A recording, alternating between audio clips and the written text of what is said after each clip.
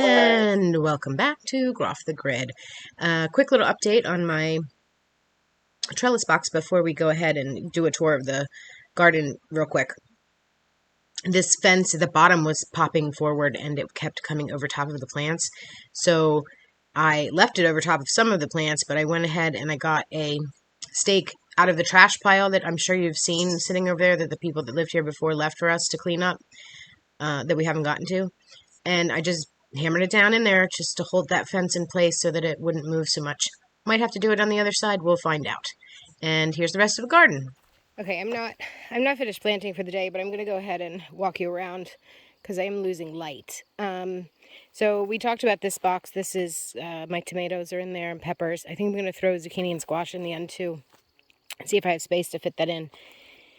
These are potato plants. So they're in a box and they're down low so that as they grow I can fill up more dirt around them and get a bunch of potatoes. And then hopefully we will just be able to unscrew one side, pull the dirt out towards the back there, store the dirt there for next year, and just start again. This box, planted this box about 2 weeks ago, so nothing's died, but nothing's going crazy, but it has been really cold at night still.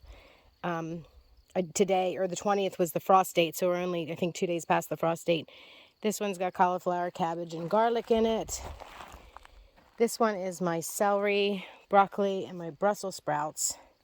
Brussels sprouts are going really well. Excited about that. Celery, I don't know. It's the first time I tried to do celery.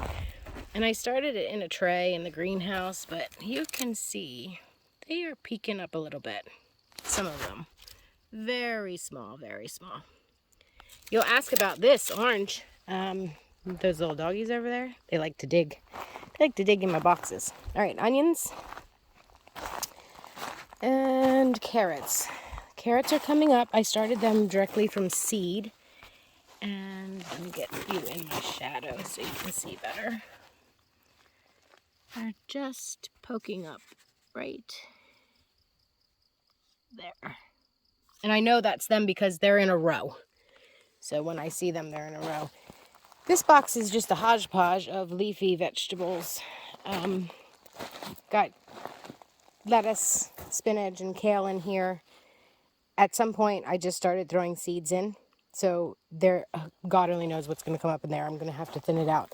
But there is stuff coming up. I think that that's the kale. I don't know. It's going to be a wait and see box. My asparagus bed. So I started all of the asparagus from seed. I know it's hard to see because it's the way the sun is.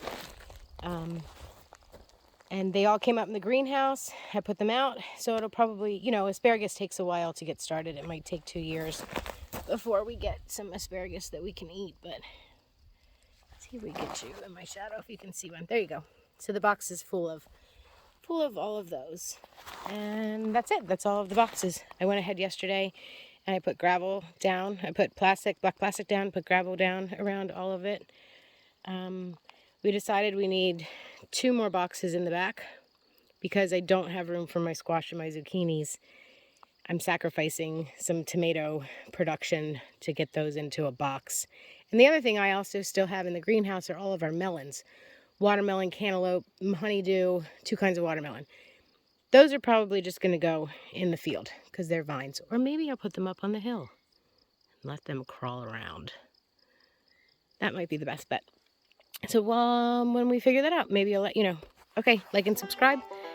Hit the notification bell if you want updates on the veggie garden.